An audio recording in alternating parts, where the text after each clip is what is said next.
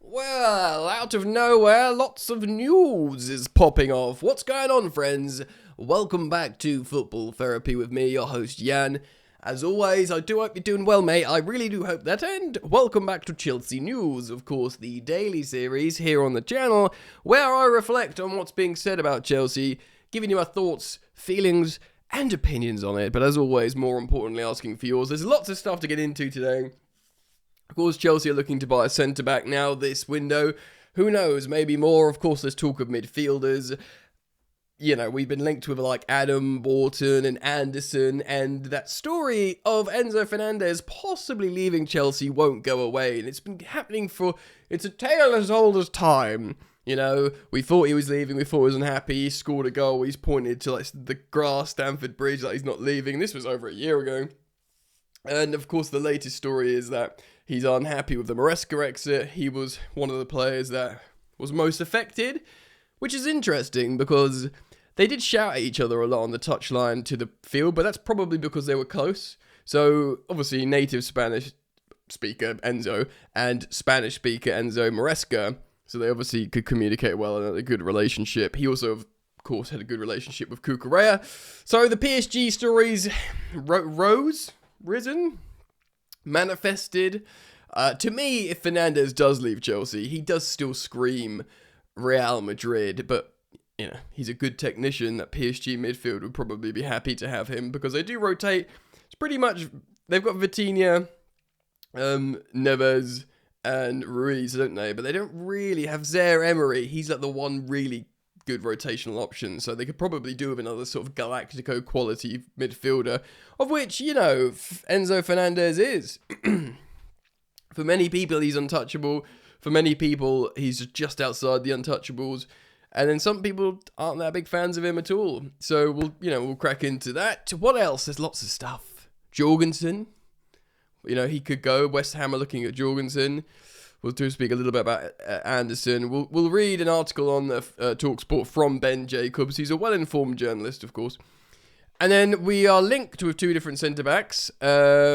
Jacobo Ramon, should I say, of Como, and Jeremy Jacquet. Un homme de français, who plays for Reims. We'll look at their strengths and FBref, and if we have time, we'll build a lineup for the Brentford game at home. It will be fun. Excuse me. Thanks for joining me, guys. As always, if you would like to support me as a content creator, it's super simple. You just drop a like, subscribe if you want to, hit the bell if you choose to on the YouTube. Of course, this is all now available as a podcast, Football Therapy Podcast. You just search on Apple Podcasts or Spotify. If you use Spotify, you can watch the video. If you do swing by, do give us a follow on there and a 5-star rating. That's very kind of you. Let's get into it. I bet. Fam, as the kids say.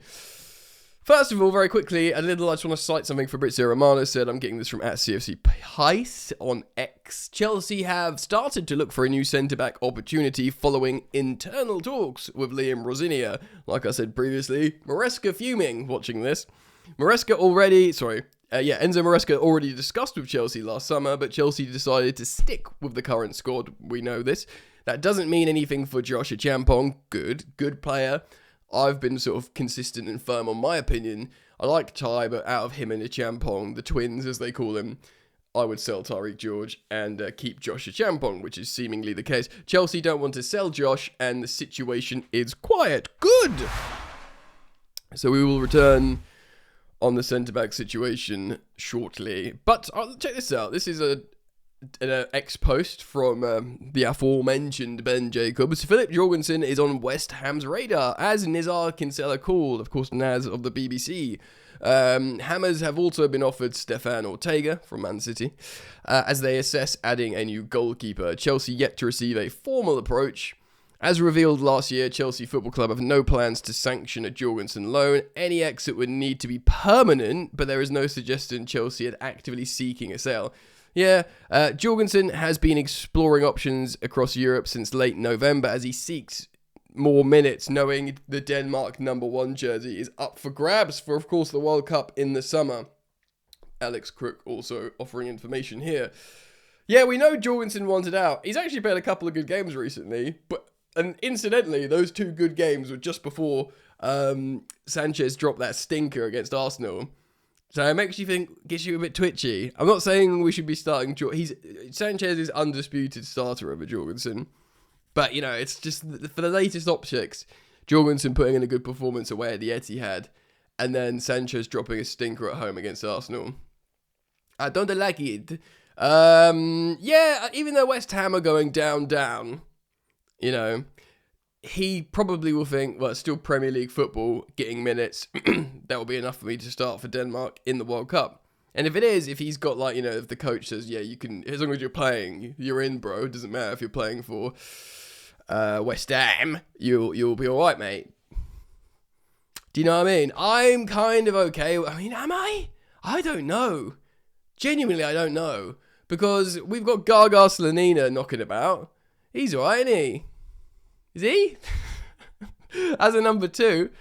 And of course, in the second half of the season, you get less of these like early cup round ties. You know, like he'll probably play against Paphos, maybe Jorgensen. These games will be few and far between in the second half of the season, so it sort of makes sense. I think we might end up doing quite a few deals. Ben Jacobs also talks about Elliot Anderson's on Chelsea's list. That won't go away. An appreciation for Mainoo, of course, Manchester United's Mainoo, which would be funny if we take them because they all love him. And it'll be funny, you know, Garnacho then Mainoo, but I just don't know about that, fam. If we sell Enzo Fernandez and buy Kobbie Mainoo or Wharton, I think I will be disappointed. If we buy Elliot Anderson, I think I'd maybe stomach it a bit better. He's like one of the first names on the team sheet for Thomas Tuchel's England. That's kind of nice. You know? I know it's not like buying World Cup winner Enzo Fernandez at the time when he was so high profile. It's a little bit different, but maybe Elliot Anderson in the Chelsea midfield next to Caicedo is the answer. Could be. Should we move on? Right, we're going to start on this PSG story. I'm getting it from the Mail. I'm not going to share screen because it's red ads, and that would cause me problems on the YouTube. But I will read you the story from the Mail. It's from Ben Wilcox. Paris Saint-Germain are weighing up a move for Chelsea midfielder Enzo Fernandez, according to reports in France. Fernandez, who joined the Blues in 2023 for a record transfer, is said to be weighing up his options at Stamford Bridge after Maresca's shock exit earlier this month. Maresca was sacked.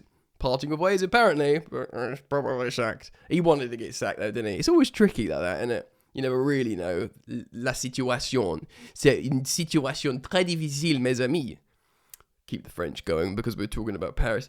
Maresca was sacked after New Year's Day, on New Year's Day, after an explosive fallout of the Chelsea hierarchy, leading to the appointment of the new head coach, Liam Rosenior, last week. Fernandez, who had a very positive relationship with Maresca prior to his exit, admitted he was sad for the Italian boss when he first reacted to the sacking after scoring the 94th minute equaliser in Man City. That's the thing. Like, he's still, even if he seems bummed out about the Maresca sacking, he's still like, he oozes team, Fernandez. Like, no matter what your opinion of him is as a player, he is a proper team player. Like, he goes to war for Chelsea. Every time, whether he, you know, despite the turbulence, despite everything, you know, like the Mason Mount thing after he left, giving him stick, the Noni Madueke, like laughing in his face after he left, you know what I mean? Like, and then obviously Conor Gallagher joining Tottenham. You probably have seen that meme. He's on the Enzo Fernandez list once you've, like, you know, left Chelsea for the enemy. You're going to get it from me, basically. And we all love Enzo Fernandez for that. It's top theatre. Right, so, you know, I really like Enzo Fernandez, but I've just always had this gut feeling that he's the kind of player that Chelsea will always play and start in the big games, but at the same time, there's a number for him, where there isn't a number for Reece James, Cole Palmer, Estevao, Caicedo, etc. Now, according to French media output, L'Equipe, or outlet they said, L'Equipe, the World Cup winner, Club World Cup winner, and World Cup winner, all of them, all of the World Cups, is considering his future at Stamford Bridge, and has emerged as one of PSG's main transfer targets. The French giants, who triumphed in the Champions League last season, are reportedly eager to bolster their midfield around their man Vitinha. Yeah, Vitinha's different gravy, isn't he? He's a good, great player. It's claimed the performances of João Neves and Fabian Ruiz has raised question within Luis Enrique's side, despite both of them playing superbly last season. I thought João Neves had got to start scoring loads of goals. I thought that was his vibe. He's scoring loads of goals now, and he's evolved as a player. PSG are not top of Liga, which I must say is terrific. Lens have somehow on a winning streak, and they can't keep it up, surely. Marseille have dropped off massively as well. They're 8 points off top. PSG are 1 point off top.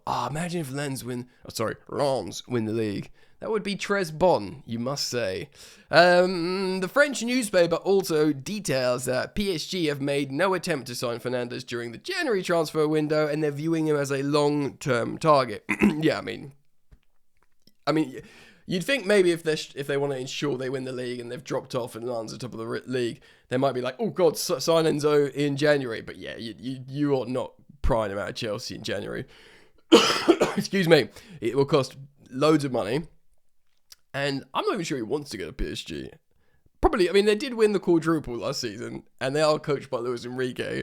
So it must be quite tempting. And the elephant in the room here is you will get sweet, fat Qatari bag. I'm talking mega P, mate. You'll get lots of money. He will treble his wages. Or double his wages. I think he's actually on okay money at Chelsea. You get more money, basically. And he won't be on a Champions League clause to get paid more when he's in the Champions League. He'll get a flat rate. Sorry, it's gross when people sniff and cough into the microphone.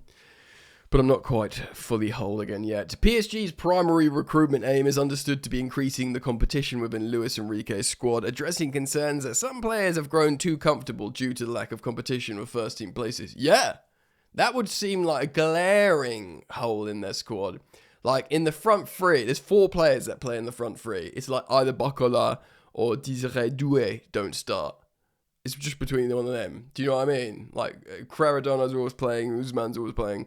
And then, yeah, it's exactly 4 midfielders into 3, 4 attackers into 3. It's not enough. It's not enough. Now, bringing more competition...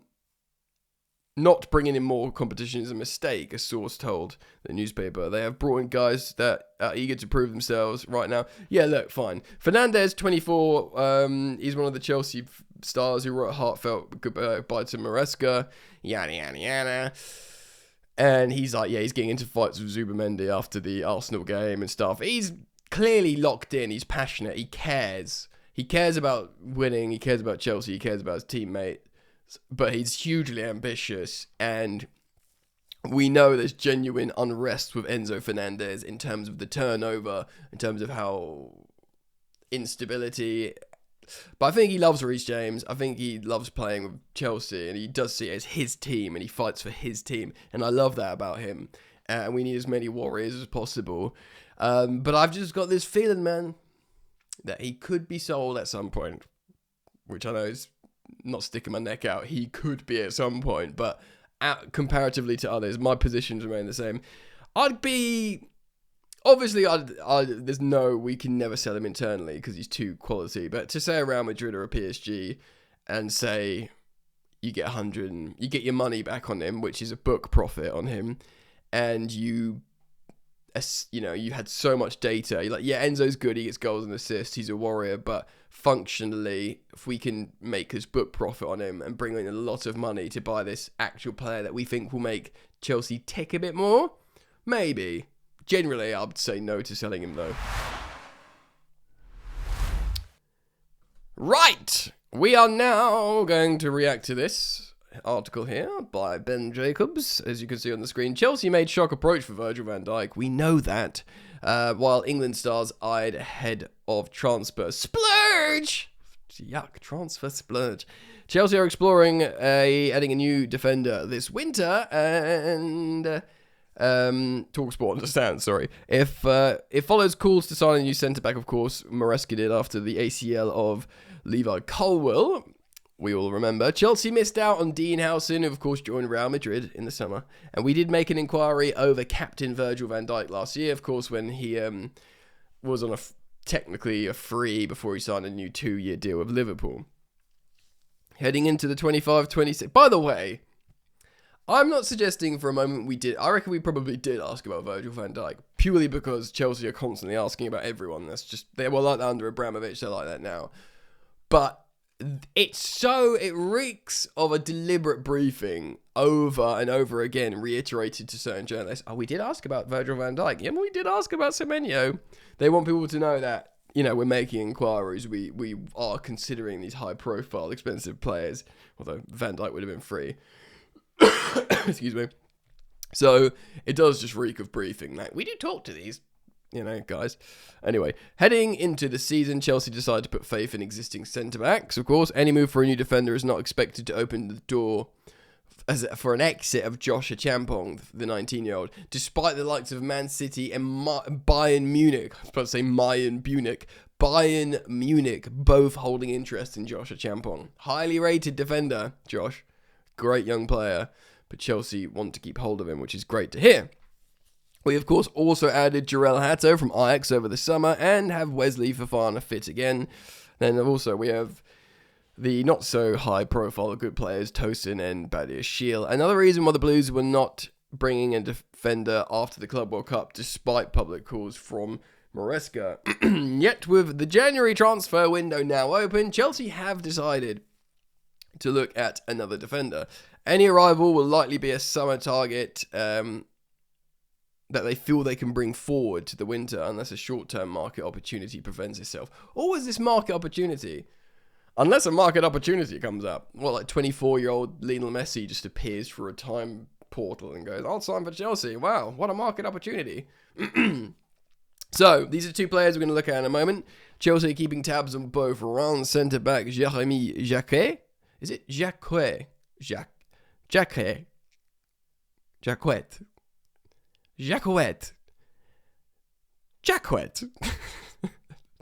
And Como's Jacobo Ramon. God, these are hard to say. Jacobo. They also have been linked with Spanish media for a surprise return of Rudiger, despite Chelsea insiders downplaying any approach to date. Yeah, Rudiger was let go by the previous ownership.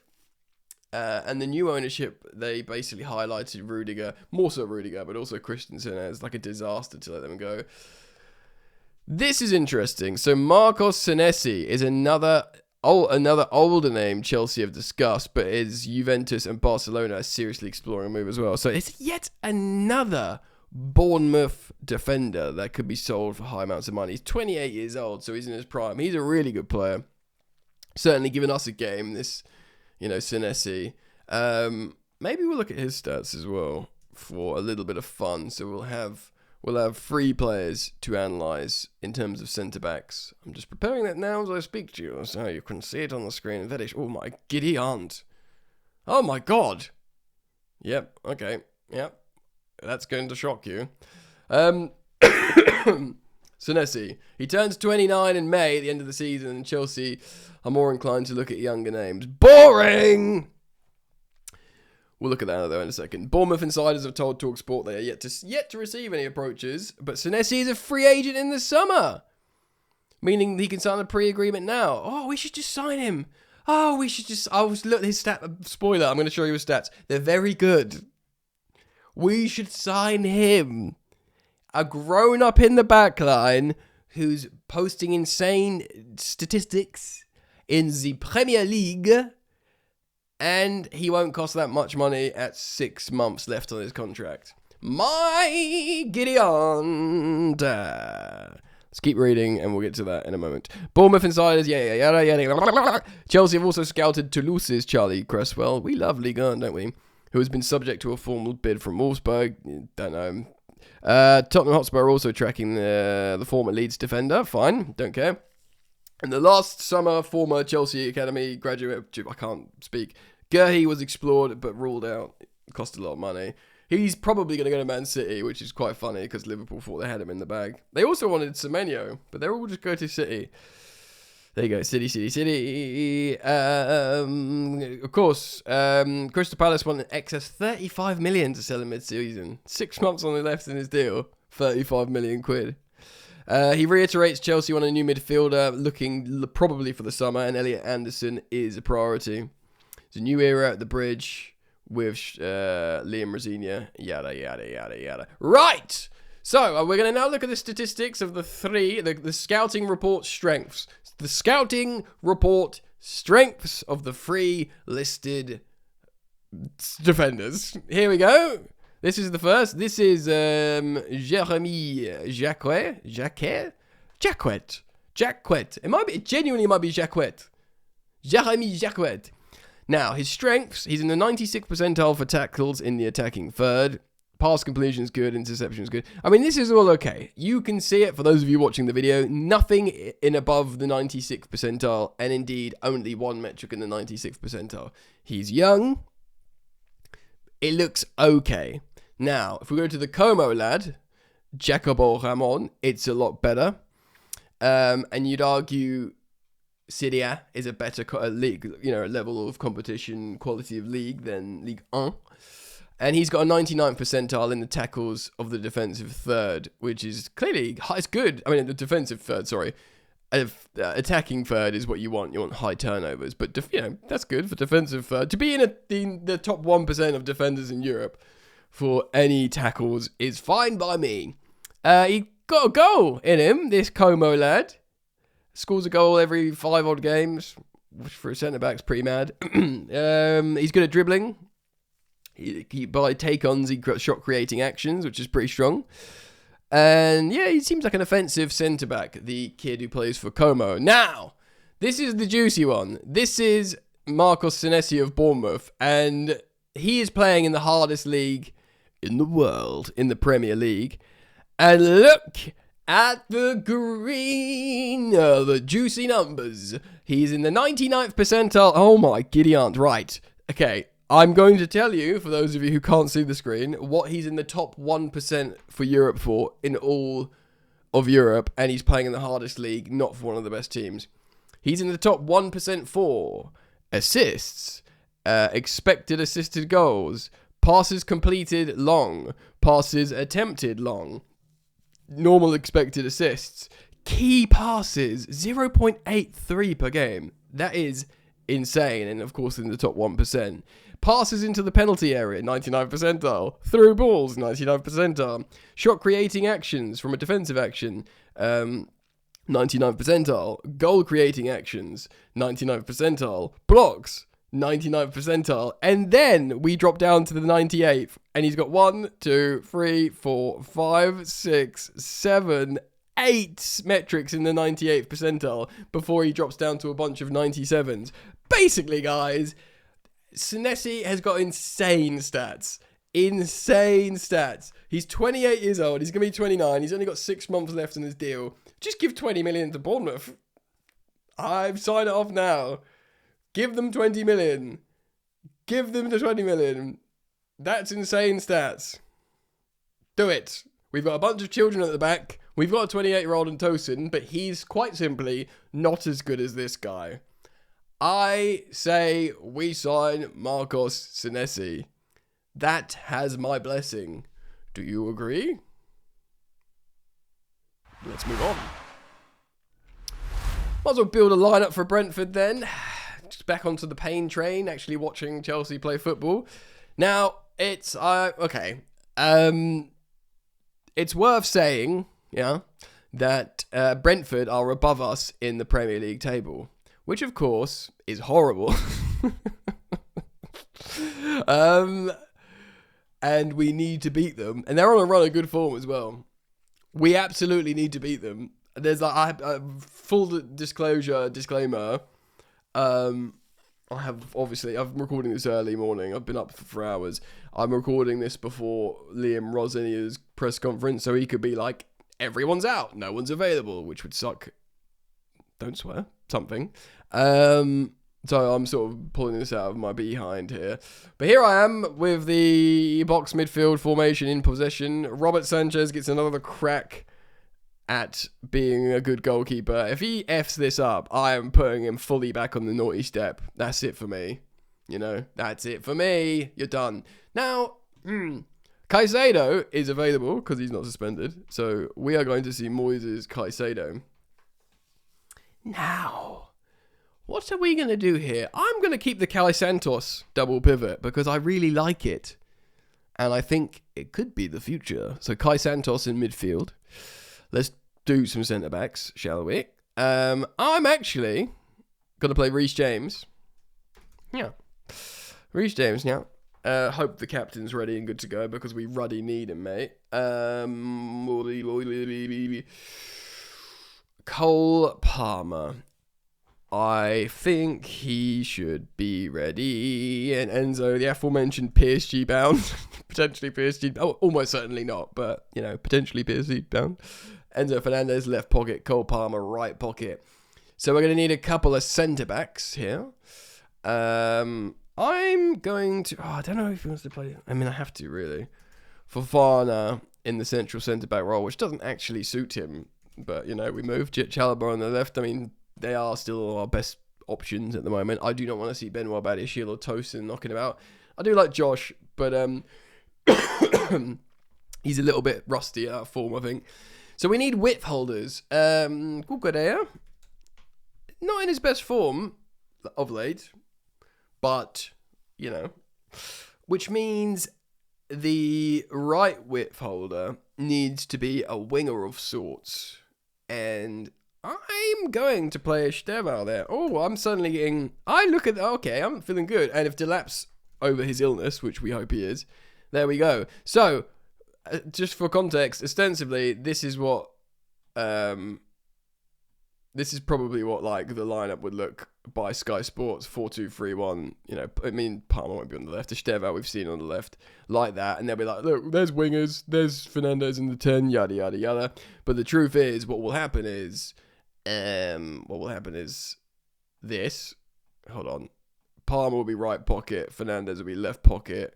There's your box midfield. Cucurella will get forward to hold the width on the left. Estevao will be a bit asymmetrical, a bit more forward on the right. Chalobah has been playing left centre-back. We'll move over to the left. Wesley in the middle. Reece James tuck in. Play right centre-back. There's your box midfield. That is my formation, ladies and gentlemen. Oh my God, we need to beat Brentford. It's absolutely imperative. And if we don't, crisis. I mean, we've not looked totally inept playing football of late. So we could win. We're at home. There's going to be, of course, the protests, I believe, at the Britannia Gate. So should you want to attend that, go check out the details online. We don't know how that will affect the game, players' performances. I think they deliberately, planned it for that game and not the Arsenal game because they see it as a better opportunity in case it does affect the performances. I'm guessing the protest organisers. But, yeah, if we put that team out that I've said or something close. I mean, I didn't even put Garnacho in there, and he probably deserves a start after his 2 goals off the bench.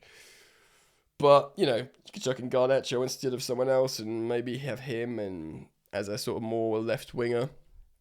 And then you could have Gusto maybe holding the width on the right.